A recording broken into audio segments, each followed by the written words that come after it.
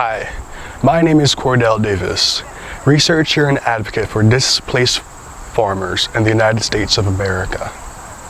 This morning, a group of 60 farmers, researchers, academics, and social advocates sent a letter to Elizabeth Warren to help end USDA discrimination.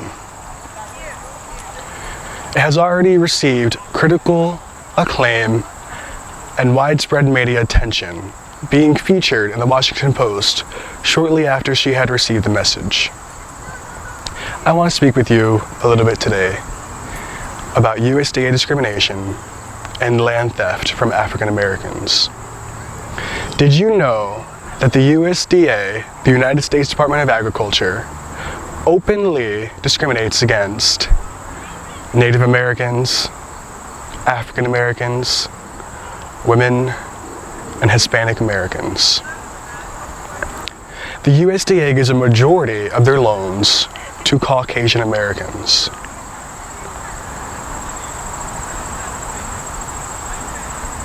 And they purposely give less loans to African Americans and other minority groups.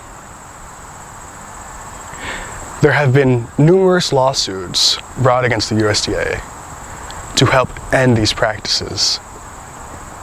But unfortunately, it hasn't ended. Now, why is this continuing? Why do we continue to have such corruption throughout the USDA? And why are only certain groups being targeted? Now, I ask you this question right here. How do you think the Iraq and Afghanistan wars are funded? You can blame Hillary, you can blame even Barack, and you can blame even Mitt and George W. But let's face the truth. Land has been purposely ripped from African Americans to help fund these wars. The United States Department of Agriculture sees the African Americans as one of the weakest links in the United States food system and the global food system as a whole. Robert Kiyosaki, author of Rich Dad, Poor Dad, wrote in his latest book, Fake, Africans are some of the wealthiest people on the planet. The only problem is they are financially uneducated. Elizabeth Warren, I ask you today to help us give some more financial education to African Americans. But I also ask you to correct your wrongdoings and correct the myths that you have run around the planet. You have said that African Americans lost our land due to air laws and estate laws, things like that. And Elizabeth, that is wrong. That is so wrong. We did not lose our land due to our mother passing it down to us and it getting off to the government because we couldn't pay the taxes and because of things like that. We didn't have money to pay the taxes. We didn't have jobs to pay the taxes. We didn't have access to food. So why? Why didn't we have jobs? Why didn't we have food?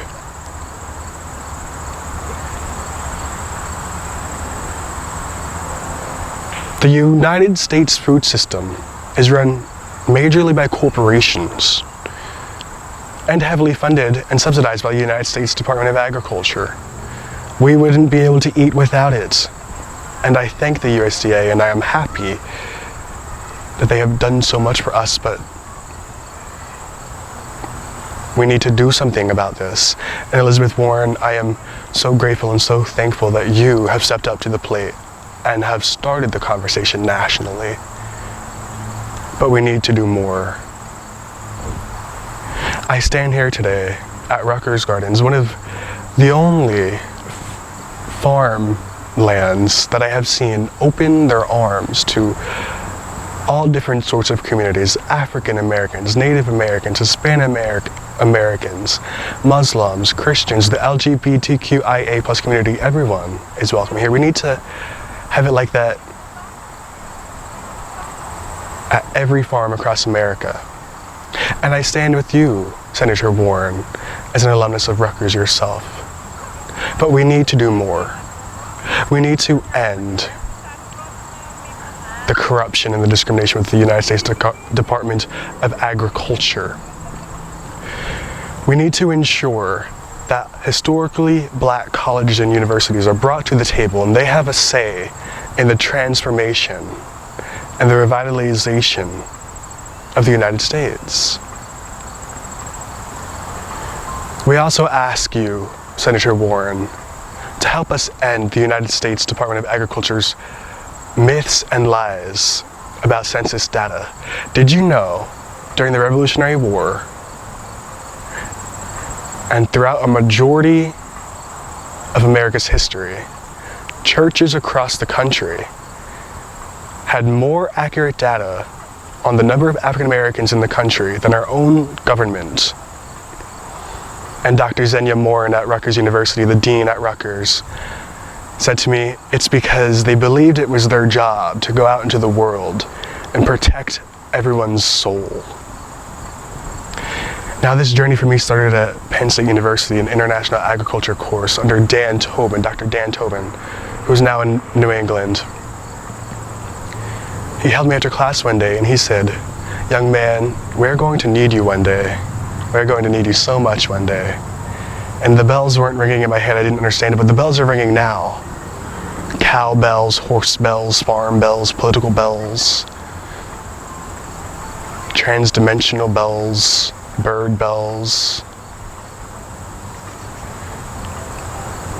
This is the moment where we put an end to this corruption, this USDA discrimination. And thank you again, Elizabeth Warren, for helping us. But we need to ensure that we are not putting out myths to the community. And thank you for taking the time to read through our letter. And thank you for the time that you have given us.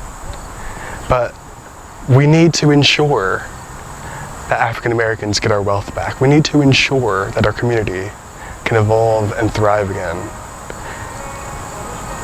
We do seek reparations for African Americans who can trace their ancestry back to slavery and stolen land.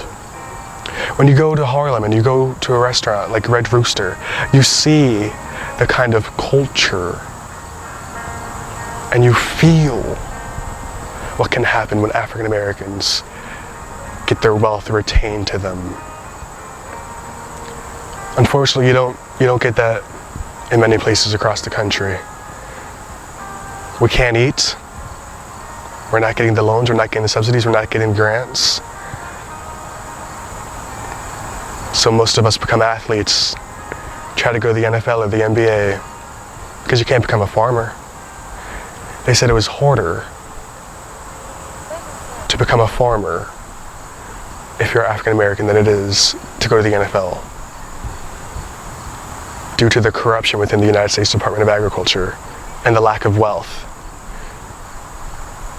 No access to create a business, no access to get into a community and get involved. Thank you again, Elizabeth Warren, but we need to do more. We can't end like this. We have to go further. We have to reach for the stars and just continue to achieve growth within the food system and achieve better understanding that African Americans have been left out purposely, so sadly. I leave you with this. To anybody who has ever read The Hunger Games, please understand that it was all in the title the entire time. Thank you, and good luck.